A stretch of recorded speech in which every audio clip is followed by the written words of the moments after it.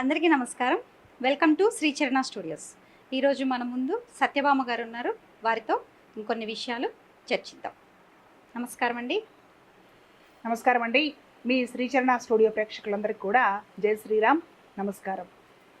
ఈ రోజుల్లో చూసుకుంటే సంతానం లోటు అనేది ఎక్కువ మంది యంగ్ ఏజ్‌లో కనిపిస్తుంది. అంటే చాలా ఫెర్టిలిటీ సెంటర్స్ ఎక్కువైపోయాయి. అండ్ ఈ ఫెర్టిలిటీ సెంటర్స్ సంతానానికి, జాతకానికి, పితృదోషాలకి, సర్పదోషాలకి వీటన్నిటికి గల సంబంధం ఏంటి? ఇప్పుడు యంగ్ ఏజ్లో ఏమీ రావడం లేదు ఫెర్టిలిటీ ప్రాబ్లమ్స్. పెళ్ళై 30 దాటా చేసుకుంటున్నారు. 30 దాటా కదా, యంగ్ ఏజ్ ఏం కాదండి. ఇంతకుముందు 25 ఏళ్ళు అంటేనే ఇద్దరు పిల్లలు తండ్రి అయ్యి ఉండేవారు. ఇప్పుడు 25 ఏళ్ళు అంటే ఇంకా మేము యూత్ ఎవరు ఏం అని చెప్పుకుంటున్నారు. ఈ టీ మొత్తం ఇప్పుడు జాబ్ వచ్చేసి సెటిల్ అవ్వాలి, సొంత ఇల్లు ఉంది, బ్యాంకు లోన్లు తీర్చాలి, మాకేవో బాధ్యతలు ఉన్నాయనేసి పెళ్ళి ఆడపిల్లలు కూడా 30 ఇయర్స్ వచ్చినా కూడా ఇదేనా వయసా, పెళ్లి చేసుకున్న వయసా అనే వాళ్ళ సంఖ్య కూడా పెరిగిపోతుంది గణనీయంగా.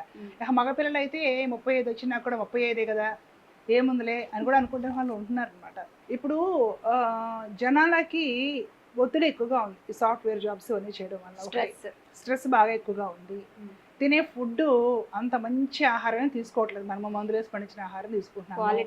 క్వాలిటీ ఫుడ్ తినడం లేదు, నాణ్యమైన ఆహారం లేదు, పాలు కూడా మనకి కల్తీయే వస్తున్నాయి. పిల్లలకే మంచి పాలు దొరకడం లేదు.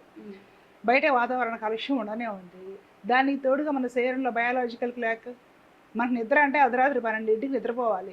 తెల్లారి నిద్ర లేవడం అంటే కనీసం 8-9 గంటలు అవ్వాలి.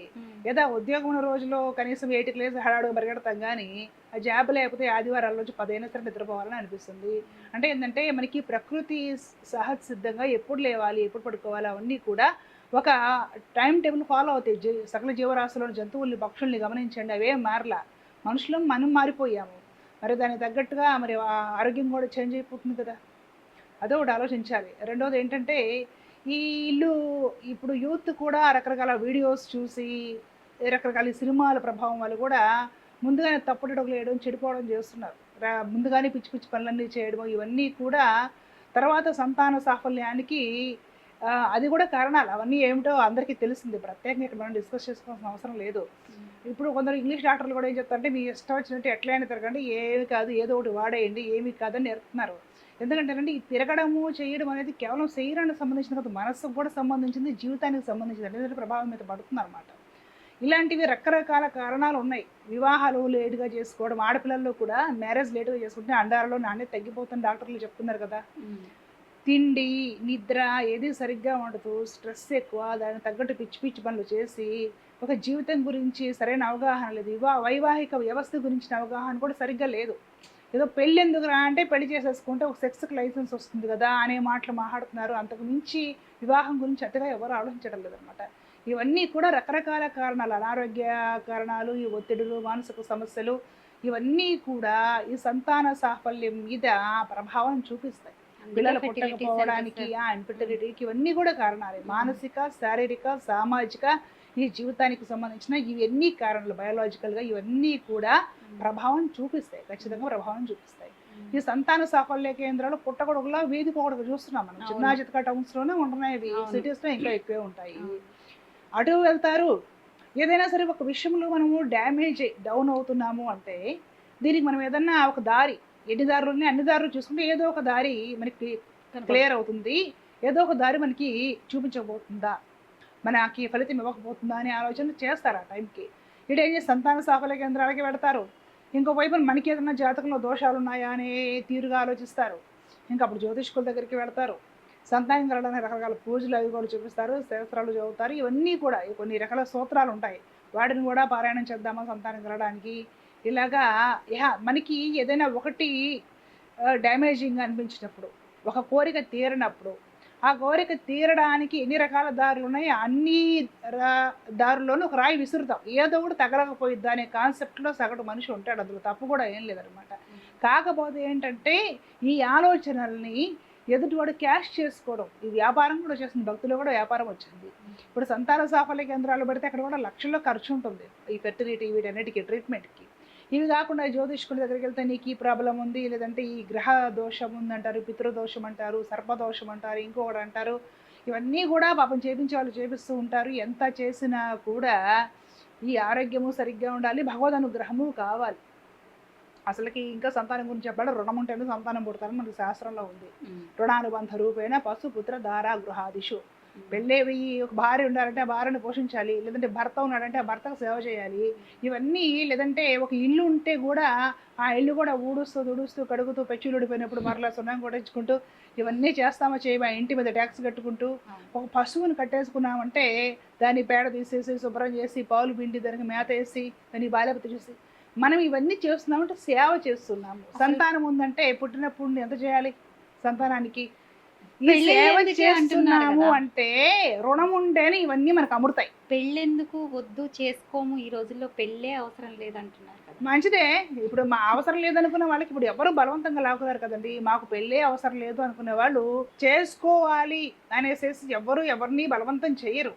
కాదు, మన పెద్దలు ఏర్పరిచిన వ్యవస్థ ఏంటంటే ఒక వయసు వచ్చిన తర్వాత తల్లిదండ్రులు ఉండరు, మనకి ఎవరో ఒకరు తోడు అనేది ఉండాలి. ఇప్పుడు ఏదైనా ఒక చెట్టు మీద చూడండి 2-3 పక్షులు కలిసి వాళ్తాయి. ఈ పశువులు కుక్కలు లాంటివి కూడా రోడ్ల మీద 2-3 కలిసి తిరుగుతూ ఉంటాయి. ఎందుకంటే ప్రతి ప్రాణికి తోడు అనేది అవసరం ఈ లోకంలో. తోడే అవసరం లేదు, ఇండివిజువల్ గా బతుకుతాం అంటున్నారు అది చాలా మంది. మనకి జేబులో డబ్బులుండి మంచి ఉద్యోగం ఉండి ఓపిక వయసు ఉత్సాహం ఉన్నంత వరకు ప్రతి ఒక్కరు ఇండివిజువల్ గానే బ్రతకాలనుకుంటారు. ఉమ్, రేపు ఆ వయసు తగ్గిపోయి చేతిలో 4 రూపాయలు కరిగిపోయి అనారోగ్యం చేసి ఉమ్, మన మనసులో బాధలు చెప్పుకోవడానికి ఎవరు లేనప్పుడు మళ్ళీ చాటింగ్లు గ్రూప్లో ఫ్రెండ్స్ అంటారు, వాళ్ళు ఎవరో ఒకరు శుభ్రంగా వీళ్ళని బాగా వాడేసుకుంటారు. ఉమ్, డబ్బు పరంగాను వీళ్ళని అన్ని రకాలుగాను మోసం చేసి ముంచేస్తారు. ఆ రోజు తెలిసి వస్తుంది. ఉమ్, మాకు తోడే కావాలి అనుకుంటే వాట్సాప్ గ్రూపుల్లోనూ ఫేస్బుక్లోనూ దొరకరా, ఇన్స్టాగ్రామ్లోనూ అంటే దొరుకుతారు. దొరికిన వాళ్ళు ఏం చేస్తారా అవి కూడా కథలుగా మనకి రోజు సోషల్ మీడియాలో చూస్తున్నాం కదా. అవును. మనకి తోడే పరమాత్ముడు మనకి సిస్టమేటిక్గా ఏర్పరిచాడు అనమాట. ఉమ్, వివాహము ఒక సర్టెన్ వయసు వచ్చిన తర్వాత ఉమ్, తల్లిదండ్రుల బాధ్యత కూడా తీరిపోతుంది. ఒక తోడు నువ్వు ఏర్పాటు చేసుకో. ఉమ్, ఆ తోడు ద్వారా నువ్వేం చేయాలంటే సృష్టిని పెంచాలి, అవును. పిల్లల్ని కనాలి, వాళ్ళకి విద్యాబుద్ధులు నేర్పించేసి మంచి సంస్కారాలతో సమాజానికి అందించు. ఉమ్, నీవు సుఖపడు, ఉమ్, నీ భార్య ద్వారా లేదా భర్త ద్వారా నీ సంతానం ద్వారా నీవు సుఖపడు, ఉమ్, నీవు ఆనందంగా ఉండు. ఉమ్, ఇదంతా కూడా ఒక సిస్టమేటిక్గా సమాజం ఏర్పరచబడింది. ఉమ్, ఇది అర్థం చేసుకుని వాళ్ళు ఏమంటారంటే మాకు తోడొద్దు, మా ఇష్టం, మేము సింగే గడిపేస్తాం, మా దగ్గర డబ్బులు ఉన్నాయి, ఉద్యోగం ఉంది, అంతకంటే ఏం కావాలి. ఈ ఆలోచనలు ఏంటంటే వాళ్ళకి కంఫర్ట్గా ఆ టైంకి ఆ సర్టన్ పీరియడ్ అనిపిస్తున్నాయి, వాళ్ళు చేసుకుంటున్నారు. తర్వాత ఎవరికైనా కూడా ఎవరెవరు కావాలనిపిస్తుంది. ఎవరు లేని వృద్ధులు కూడా ఒక అనాథాశ్రమంలో వృద్ధాశ్రమంలో చేరితే మనలాంటి 4 వృద్ధులు ఉంటారు, వాటితో కబుర్లు చెప్పుకోవచ్చు అని ఆలోచిస్తున్నారే. అవును. వయసు ఉడిగిపోయిన వాళ్ళు కూడా తోడు కోరుకుంటుంటే మాకు తోడు వద్దు అంటే ఎలాగండి? అంటే ఆ టైంకి అలా అనిపిస్తుంది. డబ్బు మంచి ఉద్యోగం చేతిలో ఉన్నప్పుడు ఆ టైంకి అలా అనిపిస్తుంది, అంతే, ఇంకేం లేదు. ఈ కోల్కతా ఇన్సిడెంట్స్ మొన్న విజయవాడలో జరిగింది, ఈరోజు హైదరాబాద్లో జరుగుతుంది. ఈ ఆడపిల్లల మీద అఘాయిత్యాలు అనేది చాలా ఎక్కువైపోయాయి. దానికి మీ స్పందన ఏంటండి? ఎప్పుడు ఎక్కడో చోటు జరుగుతూనే ఉంటాయి. ఇప్పుడు నేను బాగా చిన్నప్పుడు స్కూల్కి వెళ్ళేటప్పుడు గుంటూరులో ఒక ఇన్సిడెంట్ జరిగింది. ఒక అమ్మాయిని కాలేజీలో చదువుతూ ఉంటే ఒక ముస్లిం అబ్బాయి వచ్చేసి సుబాని లవ్ అయితే రిజెక్ట్ చేసిన రిసెస్ నరికి చంపారు. ఆ తర్వాత ఆయన కొంచెం పెద్ద అయిన తర్వాత నేను చూసిన న్యూస్ ఏంటంటే విజయవాడలో మనోహర్ ఎవరు ఒక అమ్మాయి నరికేశారు గుబురుమణ కత్తి. అప్పట్లో అవి చాలా గొప్ప విషయాలు, ఊరినైనా అనేసి మొత్తం సమాజం అంతా ఆశ్చర్యపోయినాయి. ఇప్పుడు గంటకు ఒక న్యూస్ వచ్చేస్తుంది. ఇప్పుడు ఎవరు ఆశ్చర్యపోవట్లేదు కూడా, 2 రోజులు చెప్పుకుంటున్నారు, వదిలేస్తున్నారు. అట్లాగా విపరీతంగా పెరిగిపోతున్నాయి అమ్మాయిల మీద అఘాయిత్యాలు. కారణం ఏంటంటే ఒకటి, వీళ్ళు నేర్చుకోవడం లేదు. మన ఇంట్లో అమ్మ ఎలాంటిదో ఆ అమ్మాయి కూడా అలాంటిది అనే ఒక పద్ధతి ప్రతి మగపిల్లవాడికి నేర్పించి పెంచాలి. మగపిల్లల్ని కంటే కొడుకు పుట్టడం ఆనందించడం కాదు, నేను ఎలాంటి దాన్నో, నేను నీకు పాలు బట్టి చిన్నప్పుడు పెంచడానికి నాకు ఎలాగ ఒక శరీర వ్యవస్థ పరమాత్ముడు ఇచ్చాడో, ఏ శరీర వ్యవస్థ ప్రతి ఆడపిల్లకి పరమాత్ముడు అందుకే ఇచ్చాడు. ఈ విధమైన ఒక ఎదుటి మనిషిలో ఎదుటి స్త్రీలో తల్లిని చూడగలిగిన భావజాలాన్ని ప్రతి మగపిల్లాడికి తల్లే నేర్పాలి చిన్నప్పటి నుంచి. నువ్వు అది నేర్పకపోతే ఏమవుతుందంటే టీవీ పెట్టుకుంటే నువ్వు 366 ఛానల్స్లో ఇవే చూపిస్తారు. ఈ బట్టలేని హీరోయిన్లు, డ్యాన్సులు, దొరలడము ఇవే చూపిస్తూ ఉంటారు, అశ్లీలత చూపిస్తున్నారు టీవీలో. సెల్ ఫోన్లో ఏమొస్తుందంటే అశ్లీలమే ఎక్కువ వస్తుంది సెల్ ఫోన్లో. మీరు ఎప్పుడైనా యూట్యూబ్లో కూడా చూడండి, అశ్లీలమైన వీడియోస్ పెడితే లక్షల్లో వ్యూస్ ఉంటాయి. అవునండి. భగవద్గీత వీడియో పెడితే 1000 వ్యూస్. ఎందుకంటే భగవద్గీత అక్కర్లా, ఎందుకంటే జనాలు మంచి కంటే చెడుకే ఎక్కువ ఇంపార్టెన్స్ ఇస్తున్నారు. ఇలాంటి సందర్భాల్లో మనం ఏం చేయాలంటే తల్లిదండ్రులు తల్లి అయితే ఉగ్గుపాల దగ్గర ఉండే మగపిల్లడికి నేర్పుకోవాలండి. వద్దు వద్దు వద్దు అని నేర్పుకోవడము, రామాయణము భారతం ఇత్యాది కథలు నేర్పడము, ఒక సంస్కారవంతంగా తీర్చిదిద్దడం చేస్తే ఇలాంటివి కొంత తాగుతాయి. ఇప్పుడు ఛత్రపతి శివాజీ ఉన్నాడు, ఆయనకు ఒకసారి ఒక ముస్లిం ముస్లిం కోటని ఆక్యుపై చేసిన తర్వాత ఆ ముస్లిం నవాబు కోడలు దొరికింది ఆయనకి. గజగజ ఇప్పుడు తీసుకొచ్చి ఆయన ముందు ప్రవేశపెట్టారు. ఆవిడ చాలా అందగత్య. నవాబు కొడుకు అప్పుడే కొత్తగా చేస్తున్నాడు ఆవిడని. ఎవరైనా కూడా వదిలేస్తారా? ఈవిడ కూడా భయపడిపోయింది, శివాజీ ఛత్రపతి నేను ఈయన చేతుల్లోకి వచ్చేస్తానేమో అని. ఆయన చూసి, అమ్మ నీవు ఎంత అందంగా ఉన్నావు, మా అమ్మ కూడా నీ ఎంత అందంగా ఉంటే నేను ఇంకాస్త అందంగా పుట్టేవాడిని అన్నాడు ఛత్రపతి శివాజీ. అంతటి సంస్కారం ఎలా వచ్చింది? ఆయన ఒక రాజు అండి, ఆ రాజుకు బందీగా దొరికింది అంత అందగత్య. ఏం చేసి ఇంకోళ్ళైతే ఏం చేస్తారు చెప్పండి? ఖచ్చితంగా ఆయనకి ఆయన తల్లి జిజాబాయి అలా నేర్పింది సంస్కరణ. ఆయన నేనెంతో పరశ్రీ అంతే నేర్పేసింది, ఆయన అది అలవరుచుకున్నాడు. ఒకటి. రెండో విషయం ఏంటంటే, ఇటు పూర్తిగా మగవాళ్ళని అంటానికి లేదు, ఆడపిల్లల్ని కూడా కొంచెం మనం కంట్రోల్ చేసుకోవాలి. వాళ్ళ వస్త్రధరణ కానివ్వండి, ఏమైనా సరే. ఇప్పుడు ఫ్రెండ్షిప్ అన్నారు, ప్రతి అమ్మాయి నాకు ఈ బాయ్ ఫ్రెండ్ అంటుంది. బాయ్ ఫ్రెండ్ ఏమిటి? మగపిల్లలతో అతి స్నేహం చేయకూడదండి. బాయ్ ఫ్రెండ్ అని ఎందుకంటావు? అన్న తమ్ముడు అనలేవా? ఇప్పుడు నీ కాలేజీలో నలుగురు ఉన్నారు, వాళ్ళ నువ్వు అన్నలాగా తమ్ముడులా నీ సోదరుడిగా ఎందుకు భావించవు? ఆ బాయ్ ఫ్రెండ్ అనే పేరేమిటి? బాయ్ ఫ్రెండ్ ఏమిటి? గర్ల్ ఫ్రెండ్ ఏమిటి? మగపిల్లలు కూడా ఏమైనా గర్ల్ ఫ్రెండ్ ఏమిటి? ఎన్నో బొమ్మ, షోరూంలో బొమ్మ. నీ సోదరుగా నీతో చదువుకుంటున్నా నీ సాటి ఆడపిల్లని లేదంటే మగపిల్లాడిని నీ తోబుట్టుగా ఎందుకు భావించు? పాత రోజుల్లో గురుకులంలో చదువుకునే వాళ్ళు ఒక 20 మంది ఉంటే 20 మంది తోబుట్టోళ్ళు, గురువు గారు తండ్రి. గురుకులంలో 20 మంది చేరి చదువుకుంటుంటాయి విద్యార్థులు, అందరూ ఒకరికొకరు తోబుట్టోలే. పెళ్లి చేసుకోవాల్సి వచ్చేటప్పుడు కూడా వీడితో నేను కలిసి చదువుకున్నానే గురువు గారి దగ్గర, అప్పుడు నాకు తోబుట్టు కదా, నేను ఎలా చేసుకుంటాను? ఈ విధమైన భావజాలం ఉండేది. ఒక తల్లిదండ్రుల దగ్గర 9 పిల్లలు పెడితే ఎలా తోబుట్టువులో, గురువు గారి ఆశ్రమంలో ఒక 10 మంది శిష్యులు చదువుకుంటే వాళ్ళ తోబుట్టువులు. మళ్ళీ ఆడ లైన్ వేసుకోవడాలు, బీట్ వేసుకోవడాలు, వాటేసుకోవడాలు, ప్రేమలు లేవు. నీ కాలేజీలోనో నీ స్కూల్లోనో నీతో పాటు చదువుతున్న ఒక అమ్మాయినా అబ్బాయినా నీకు తోబుట్టువులు అంటారు. ఇద్దరు కలిసి చదువుకుంటారు, ఉన్నది కలిసి తింటారు, ఏదైనా బాధలు ఉంటే కలిసి చెప్పుకుంటారు, ఈ చదువుకు సంబంధించిన ప్రాబ్లమ్స్ ఏమైనా ఉంటే కూడా కలిసి సొల్యూషన్ చేసుకుంటారు. మరలా అక్కడ నీతో పాటు చదువుకునే ఆడపిల్లని నువ్వు గర్ల్ ఫ్రెండ్గా చూడటము, నీతో పాటు చదువుకునే మగపిల్లని నువ్వు బాయ్ ఫ్రెండ్గా చూడటం, ఇది ఎక్కడ కల్చర్ అంటే విదేశీయుల కల్చర్, మనకి ఆ కల్చర్ లేదు. ఇప్పుడు గురువు దగ్గర చదువుకునే పిల్లలందరూ తోబుట్టువులు అంతే. ఈ విధమైన కల్చర్ కూడా, విదేశీ కల్చర్ కూడా సమాజాన్ని నాశనం చేసేస్తుంది. అది తప్పు కూడా. అసలుకి ఈ ఆడపిల్లలు కూడా మనకి దెబ్బ తగులుతుందనేసి కాస్త కంట్రోల్గా ఉండాలి.